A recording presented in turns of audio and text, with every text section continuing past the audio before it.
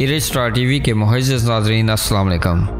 नाज़रीन, मीरपुर में सरगोदा के मेहनत कश की पुरसरार मौत। मीरपुर न्यू सिटी गेट के करीब नाले से सरगोदा के 40 साला मेहनत कश मोहम्मद रियाज की लाश मिली।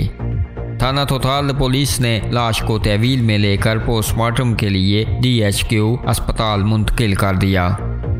नाज़रीन, इब्तदाई तहकीकात के मुताबिक रियाज पाँव फिसलने से नाले में गिरा, जिससे इसकी मौत वाक़या हो गई।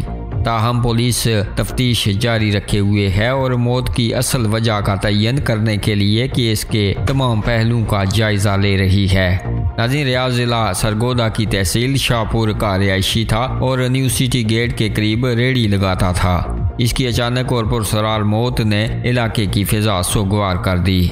नाज़रीन, आप भी अपनी राय का इजहार कमेंट बॉक्स में ज़रूर कीजिएगा इस अफसोसनाक खबर के हवाले से, और मज़ीद खबरों और अपडेट्स के लिए हमारे इस चैनल को सब्सक्राइब कीजिएगा।